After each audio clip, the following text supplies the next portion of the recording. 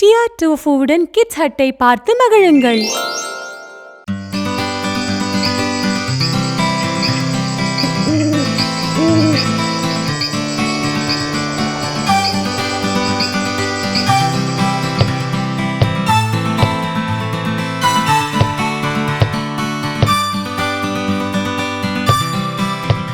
என்ன ஆச்சு டோஃபு?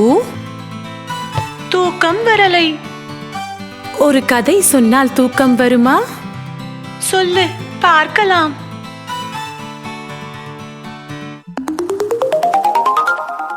அழகற்ற வாத்துக்குட்டி.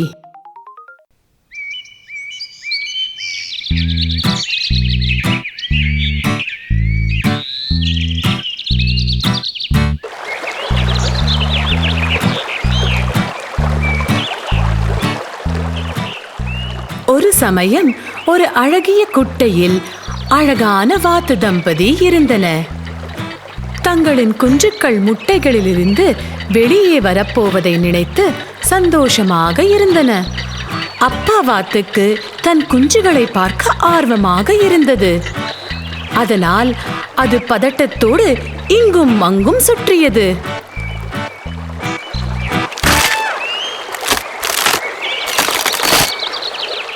திடீரென குவாக் குவாக் என்ற இனிமையான சத்தம் கூட்டிலிருந்து வந்தது. உடனே அப்பா வாத்து குஞ்சுகளை காண கூட்டை நோக்கி ஓடியது. ஓ, அவை மிகவும் அழகாக இருக்கின்றன. அப்போது அம்மா வாத்தின் அடியிலிருந்து வரட்டு குவாக் சத்தம் கேட்டது.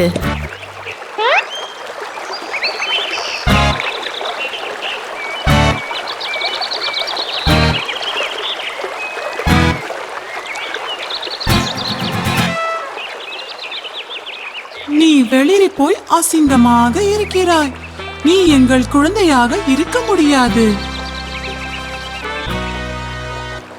அப்பா அம்மா வாத்துக்கள் தங்கள் 4 குட்டிகளோடு நீந்தி சென்றன. அழகில்லாத வாத்து குஞ்சை தனிமையிலும் துக்கத்திலும் விட்டுவிட்டு வெகு தூரம் சென்றன. பாவம், அந்த குஞ்சுக்கு தனது குறை என்னவென்றே தெரியவில்லை. தனது இறக்கைகள், அலகு, கால்கள் எல்லாவற்றையும் பார்த்தது. எல்லாம் சரியாகவே இருந்தன. உடனே தனது பிம்பத்தை குட்டை நீரில் பார்த்தது. அதை பார்த்து ஏமாற்றம் கொண்டது. யாரும் என்னை நேசிக்கவில்லை. நான் என்ன செய்வேன்? எங்கு போவேன்? அழகற்ற வாத்துக்குட்டி துக்கத்தோடு நடக்கத் தொடங்கியது. நாட்கள், வாரங்கள், மாதங்கள் கடந்தன. பாவம், அடர்ந்த காட்டுக்குள் தன்னந்தனியே சுற்றி திரிந்தது. திடீரென குளிர் அதிகமாவதை உணர்ந்து நின்றது.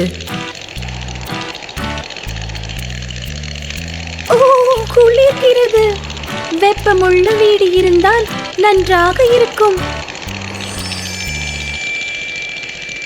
திடீரென ஒரு பெரிய பனிப்பாறை அது பின்னால் உருண்டு வந்தது. அதில் அகப்பட்டு வாத்து குஞ்சு உதவிக்காக கத்தியது. சற்று தூரத்தில் மரம் வெட்டி கொண்டிருந்த ஒரு மரவெட்டி வாத்தின் அலறலை கேட்டு உதவி செய்ய ஓடினான்.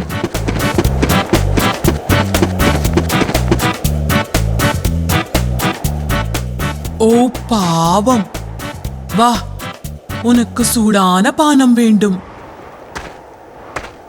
மரவெட்டி அழகற்ற வாத்தை எடுத்து வெப்பம் தரும் தனது ஓவர் கோட்டில் வைத்தான். அவன் அதை வீட்டுக்கு எடுத்து சென்று வெப்பமுள்ள போர்வையில் வைத்து சுற்றி நெருப்பு குண்டின் முன் வைத்தான். கவலைப்படாதே குட்டியே, நான் உன்னை பார்த்துக் கொள்வேன். வருடங்கள் பல சென்றன. அழகற்ற வாத்து மரவெட்டியின் பாதுகாப்பில் வளர்ந்தது.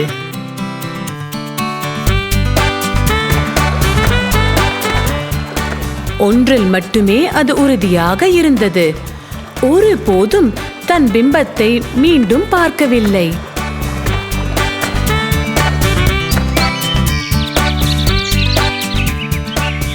ஒரு நாள் வெயிலான மதிய வேளையில் ஏரிக்கரையில் சுற்றி கொண்டிருந்தது. திடீரென அன்னப்பட்சி கூட்டம் ஒன்று குட்டையில் நீந்துவதை பார்த்தது. அந்த அன்னங்கள் எவ்வளவு அழகாக இருக்கின்றனர்.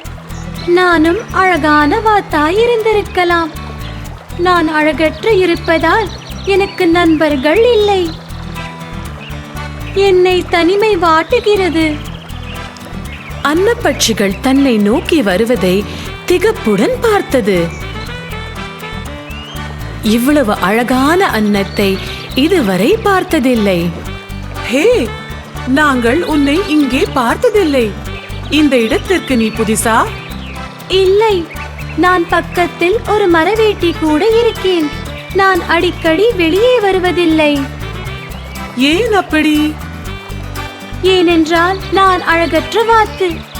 என்னை விரும்பவோ நேசிக்கவோ யாரும் இல்லை. அவைகள் சிரிப்பதை பார்த்து அது அதிர்ச்சிப்படவில்லை. திரும்பி போக நினைத்த வாத்துக்குட்டி அழகான ஒரு அன்னத்தின் குரலை கேட்டது. நில், எங்கே போகிறாய்? நீங்களும் என்னை கேலி செய்கிறீர்கள். அதனால் தான் நான் வெளியே வருவதில்லை. நீ உன்னை வாத்து என்கிறாய், அதனால் சிரித்தோம். என்ன சொல்கிறீர்கள்? ஆமாம், நீ வாத்து இல்லை, நீ ஒரு அன்னம். உன்னை போல் ஒரு அழகான அன்னத்தை வாழ்வில் இதுவரை நான் பார்த்ததில்லை. அதை கேட்டதை நம்ப முடியாமல் அதிர்ச்சியில் நின்றது. சில நிமிடங்கள் கழிந்து சுதாரித்தது. அப்படியா? அழகிய அன்னம் வாத்தை அருகில் இருந்த குட்டைக்கு கூட்டி சென்றது. நீயே பார், நீ ஒரு அன்னப்பறவை. அழகற்ற வாத்துக்குட்டி அரை மனதோடு நீரை குனிந்து பார்த்தது. அது அழகற்ற தன்னை பார்க்க விரும்பவில்லை. ஆனால் அது பார்த்ததை அதனால் நம்ப முடியவில்லை. அது வாத்து அல்ல, அது ஒரு அன்னப்பறவை. அதுவும் ஒரு அழகான அன்னப்பறவை. நான் ஒரு அன்னப்பறவை. மகிழ்ச்சியில் துள்ளி குதித்து நீந்தியது. உடனே அழகிய அன்னத்திற்கு நன்றி சொல்ல நின்றது. நான் யார் என்று தெரிந்து கொள்ள உதவிய உனக்கு நன்றி. இப்போது நீ அன்னம் என்று தெரிந்ததால் எங்கள் கூட்டத்தில் சேருகிறாயா? நாம் ஒரு குடும்பமாக சந்தோஷமாக வாழலாம். ஆம், அதில் எனக்கு மிக மகிழ்ச்சி.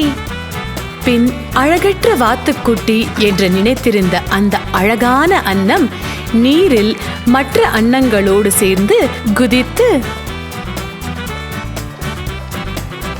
நீந்தி சென்றது.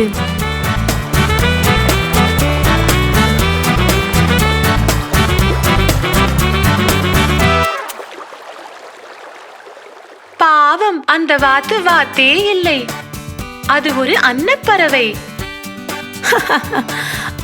ஆம், இந்த கதை சொல்லும் நீதி என்னவென்றால், தீட்டப்படும் வரை ஒரு வைரத்திற்கு தன்னுடைய மதிப்பு தெரிவதில்லை. ஆஹா, குட் நைட் டோஃபு. இப்போது நீ தூங்கு.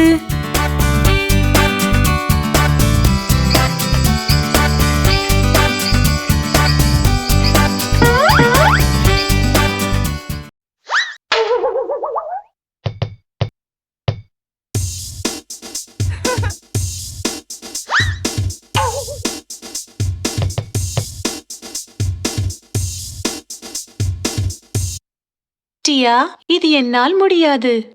முயற்சி பண்ணு, உன்னால் முடியும்.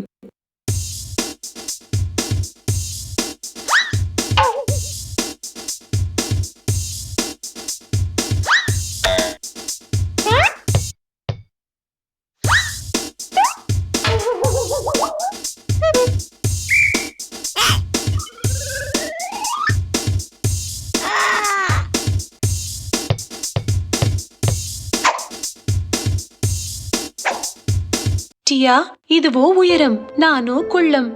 எப்படி என்னால் முடியும்? டோஃபு, கவனி, நான் ஒரு கதை சொல்கிறேன். கேட்கிறாயா? நிச்சயமாக. புளித்த திராட்சைகள்.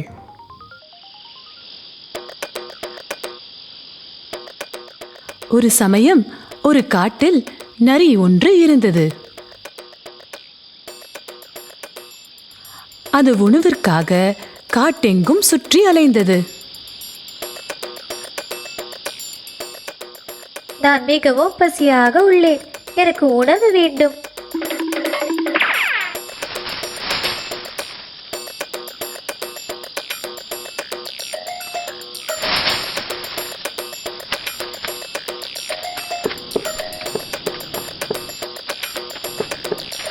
நரி ஒரு திராட்சை தோட்டத்து வழியே சென்றது. ஆனால் திராட்சைகள் பார்க்கவில்லை. எனக்கு ரொம்ப பசி, அந்த வட்டமான பொருள் என்னவென்றே தெரியவில்லை. சற்று முன்னோக்கி சென்று நரி நின்றது. திராட்சையின் மணத்தை நுகர்ந்தது. ஆஹா, இந்த தோட்டத்தில் நிறைய திராட்சைகள் உள்ளன. என் நாவில் ஜலம் ஊறுகிறது. நரி தோட்டத்தை நோக்கி ஓடியது.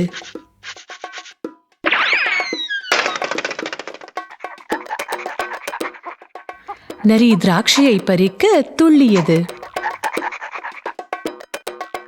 ஆனால் திராட்சைகள் மிக உயரத்தில் இருந்தன.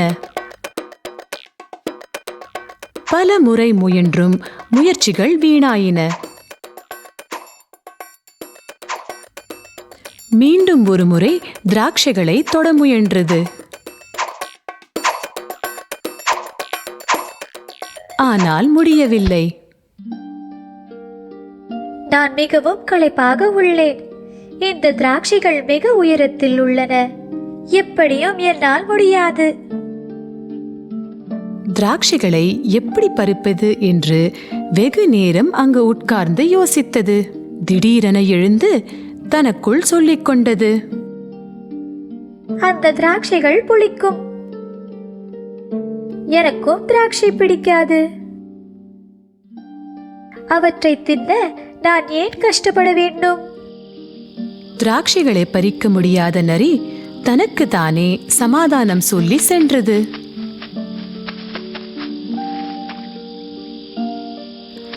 பசியில் வயிறு துடித்த போதிலும் நரி ஒன்னும் தின்னாமல் சென்றது.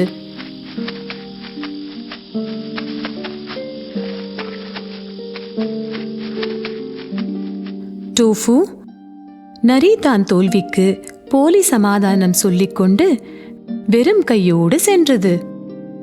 எப்போதும் நினைவில் கொள், தோல்விகளால் துவளாமல் மேன்மேலும் முயற்சி செய்தால்தான் உன் லட்சியங்கள் நிறைவேறும். வா, மீண்டும் முயற்சி செய்வோம்.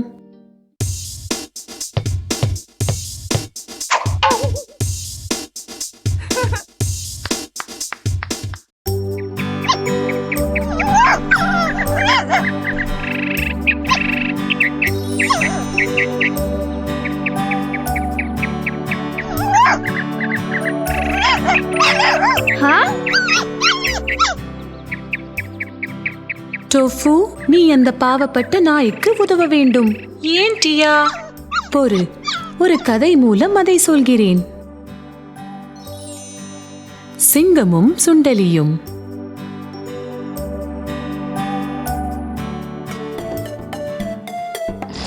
ஒரு நாள் ஒரு சிங்கம் தன் குகையில் தூங்கிக் கொண்டிருந்தது.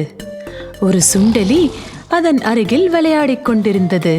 அந்த சுண்டலி சிங்கத்தின் மேலும் கீழும் ஓடியது. இதனால் சிங்கத்தின் தூக்கம் கலைந்தது.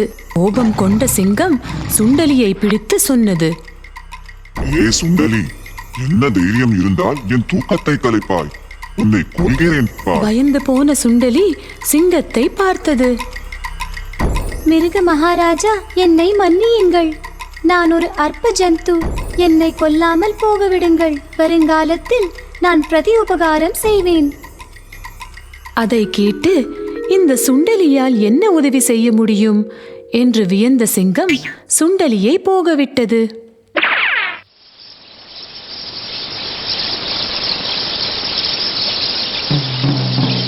சில நாட்கள் கழித்து சிங்கம் ஒரு காட்டு வழியே சென்று கொண்டிருந்தது. அப்போது ஒரு வேடுவன் வலையில் சிக்கிக் கொண்டது. சிங்கம் கர்ஜித்து உருண்டு வலையிலிருந்து வெளியே வர முயன்றது. ஆனால் முடியவில்லை. சிங்கம் உதவி கேட்டு கதறியது. காப்பாற்றுங்கள், காப்பாற்றுங்கள். சிங்கத்தால் புத்துயிர் பெற்ற சுண்டலி அந்த கர்ஜனையை கேட்டு சிங்கத்திடம் சொன்னது.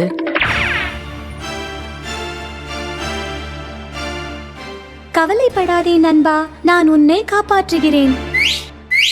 உடனே சுண்டலி தன் நண்பர்கள் அனைவரையும் அழைத்தது. நாம் ஒன்று சேர்ந்து என் நண்பனை விடுவிக்க வேண்டும் என்றது. சுண்டலியும் அதன் நண்பர்களும் வலையை கடித்து பிரித்து சிங்கத்தை வலையிலிருந்து விடுவித்தன. விடுபட்ட சிங்கம் சுண்டலிக்கு நன்றி சொல்லியது. அன்று முதல் சிங்கமும் சுண்டலியும் நல்ல நண்பர்கள் ஆகினர். எப்படி ஒருவருக்கொருவர் உதவியது மூலம் எலியும் சிங்கமும் நண்பர்கள் ஆனார்களோ அதுபோல் நீ இந்த நாய்க்கு உதவி செய்ய வேண்டும். ஏனென்றால் ஆபத்தில் உதவி செய்பவனே உண்மையான நண்பன்.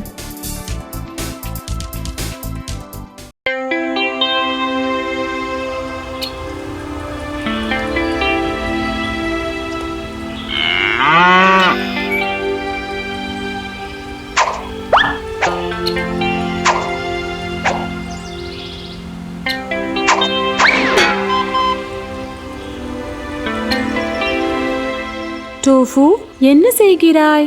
மரத்தில் இருக்கிற மாங்காய்களை பறிக்க பார்க்கிறேன். ஆனால் என்னால் முடியவில்லை. ஏனா மாங்காய்கள் ரொம்ப உயரத்தில் இருக்கு. உன் கல்லோ ரொம்ப கனமாக இருக்கிறது. டியா, நான் என்ன செய்ய வேண்டும்? கட்டாயம் எனக்கு அந்த மாங்காய்கள் வேண்டும். உனக்கு நான் ஒரு கதை சொல்றேன். 3 பன்றிக் குட்டிகள். கொஞ்சம் வருஷம் முன்னர் ஒரு அம்மா பன்றியும் 3 குட்டி பன்றிகளும் இருந்தன.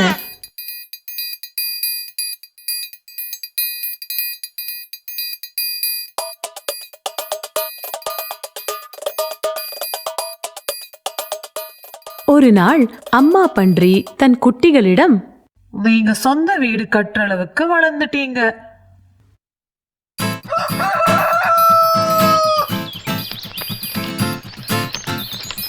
முதல் குட்டி வைக்கோலில் வீடு கட்டி கொண்டது. அது சொன்னது, இனியோ நாய் உள்ளே வந்து என்னை பிடித்து தின்ன முடியாது.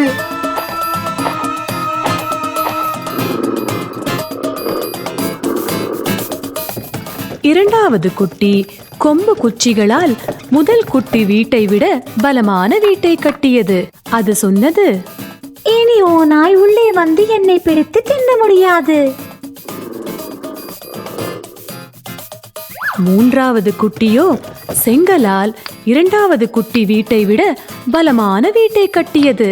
அது சொன்னது, இனி ஓ நாய் உள்ளே வந்து என்னை பிடித்து தின்ன முடியாது. மறுநாள் ஓநாய் வைக்கோல் வீட்டிற்கு வந்தது. ஓநாய் கதவை தட்டி சொன்னது, குட்டி பன்றி கதவை தர. நான் உன்னை உள்ளே விட மாட்டேன். குட்டி பன்றி சொன்னது, எனக்கு வர கோபத்தில் உன் வீட்டை வாயால் ஊதியே கலைத்து விடுவேன் என்று ஓநாய் சொல்லியது. ஓநாய் வீட்டை ஊதியது. வைக்கோல் வீடு கலைந்தது. ஓநாய் முதல் குட்டி பன்றியை கொன்று தின்னது. மறுநாள் ஓநாய் கம்ப வீட்டிற்கு வந்து கதவை தட்டி சொன்னது, குட்டி பன்றி கதவை தர. நான் உன்னை உள்ளே விட மாட்டேன். குட்டி பன்றி சொன்னது, எனக்கு வர கோபத்தில் உன் வீட்டை வாயால் ஊதியே கலைத்து விடுவேன் என்று ஓநாய் சொல்லியது. ஓநாய் வீட்டை ஊதியது. கொம்பு வீடு கலைந்து விழுந்து விட்டது. ஓநாய் இரண்டாவது குட்டி பன்றியை கொன்று தின்னது.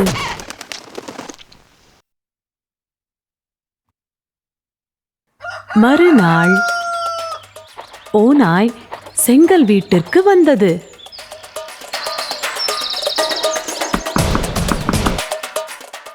குட்டி பன்றி கதவை திற என்றது ஓநாய். நான் உன்னை உள்ளே விட மாட்டேன். குட்டி பன்றி சொன்னது. எனக்கு வர கோபத்தில் உன் வீட்டை வாயால் ஊதியே கலைத்து என்று விடுவேன். ஓநாய் சொன்னது. ஓநாய் பல வழிகளில் முயன்று வீட்டை ஊதி உடைக்க முயன்றது.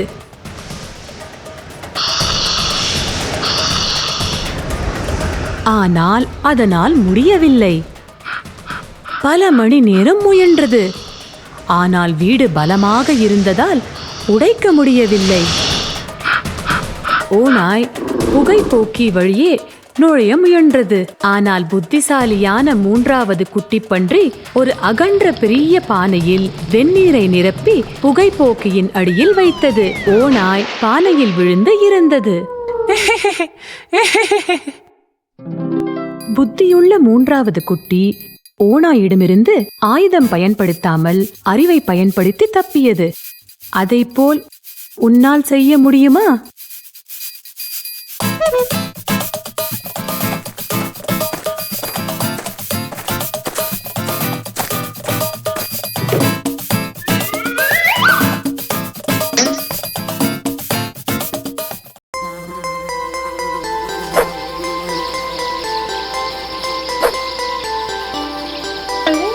ஐயோ, யாராவது உதவுங்களே! ஒரு பூச்சி என்னை கடித்து விட்டது. அப்படியா? கொஞ்சம் ஐஸ் கட்டியை வைக்கிறேன். ஏன் எனக்கு இப்படி நடக்கிறது? உனக்கு ஒரு கதை சொல்கிறேன். நரியும் நாரையும். ஒரு சமயம் ஒரு நரியும் நாரையும் நண்பர்களாக இருந்தனர். ஒரு நாள் நரி நாரையை விருந்துக்கு அழைத்தது. நண்பா, நான் உன்னை என் வீட்டிற்கு சாப்பிட அழைக்க விரும்புகிறேன். நான் உனக்கு ஒரு சுவையான சூப் செய்து தருவேன். நான் நிச்சயமாக வரேன்.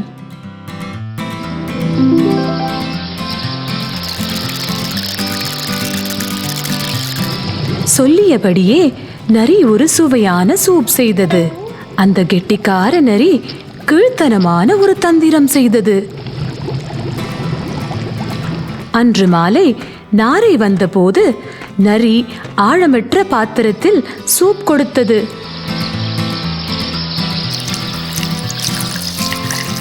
நரி எளிதாக சாப்பிட்டது. ஆனால் நாரையின் அழகின் நுனி மட்டுமே நினைந்தது.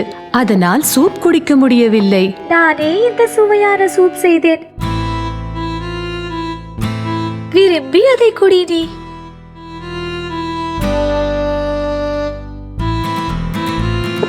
பாவம் நாரை ஒன்றும் சொல்லாமல் விரும்பி குடிப்பது போல் நடித்தது. கடைசியில் பசியோடு நாரை வீடு சென்றது. ஒரு வாரம் கழித்து நாரை நரியை மதியம் சாப்பிட வீட்டுக்கு அழைத்தது.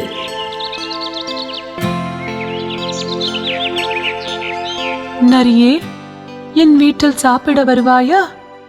நான் மீன் கறி சமைக்கப் போகிறேன் என்றது நாரை. நன்றி நாரையே, வருவதில் எனக்கு சந்தோஷம் என்றது நரி.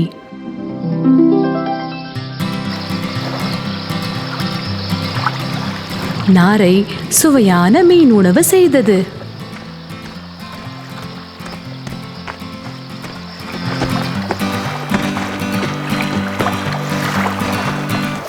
நரி வந்தவுடன் நாரை ஒரு கூஜாவில் மீன் கறியை கொடுத்தது. நரி பசியோடு அந்த உணவை வெறுத்து பார்த்தது. ஆனால் ருசிக்க முடியவில்லை.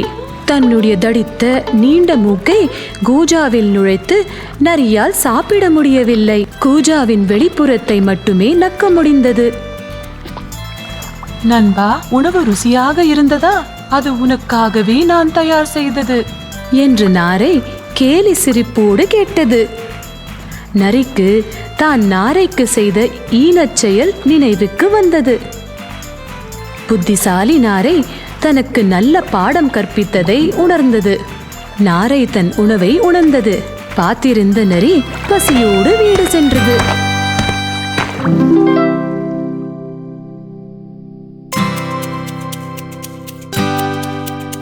பாரு டோஃபு. நரி நாரைக்கு தவறி இழைத்தது. அதையே நாரை நரிக்கு திரும்பி செய்தது. புரிந்து கொள், முள்ளை முள்ளால் தான் எடுக்க வேண்டும். இப்போ எனக்கு புரிகிறது.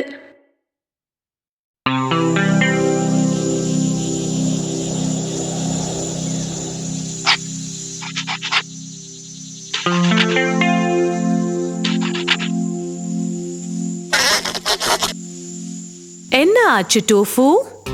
டியா, இன்று ஸ்கூலில் எங்கள் டீச்சர் ஓநாய் பற்றி எழுத சொன்னார்கள். அப்படின்னா நீ எழுத வேண்டியது தானே? ஆனால் டியா, எனக்கு ஓநாய் நடத்தை பற்றி ஒண்ணுமே தெரியாது. உனக்கு ஒரு கதை சொல்கிறேன். அதை கேட்ட பின் ஓநாய் பற்றி நீ தெரிந்து கொள்வாய். ஓநாயும் கொக்கும்.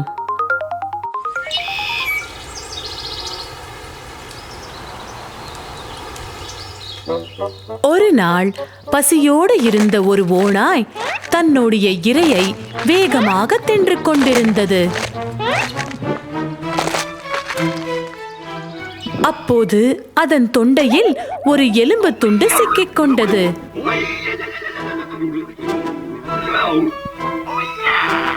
வலியில் அந்த ஓநாய் காட்டில் கத்திக்கொண்டு ஓடி அலைந்தது. தயவு செய்து உதவி செய்யுங்கள், நான் நிறைய பரிசு அளிப்பேன். என் தொண்டையில் இருந்து யாராவது எலும்பை எடுங்கள்.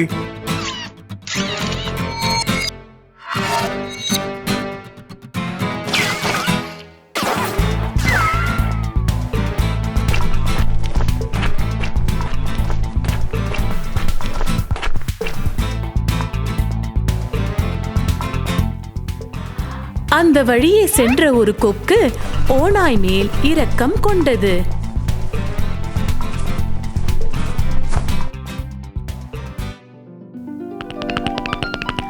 அது ஒரு ஆபத்தான வேலையாக இருந்தாலும் கிடைக்கும் பரிசை எண்ணி உதவி செய்ய முடிவு செய்தது. நீ அசையாமல் இருந்தால் நான் உதவி செய்வேன். தொண்டைக்குள் என் நீண்ட அலகை விட்டு எலும்பை எடுப்பேன்.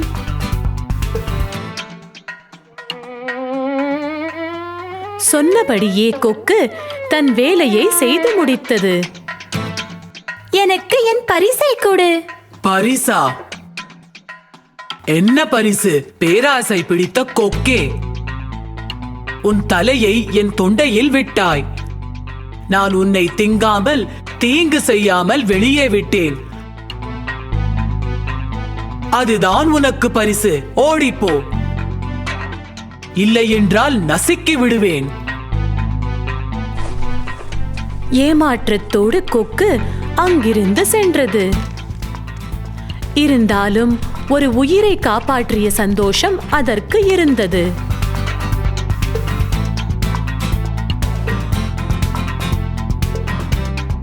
இந்த கதையிலிருந்து என்ன புரிந்து கொண்டாய்? ஓநாய் தந்திரங்களை ஒருபோதும் நம்பக்கூடாது. ஆமாம் டோஃபு, இப்போது நீ ஓநாய் பற்றி எழுதலாம் அல்லவா? ஆமாம் டியா.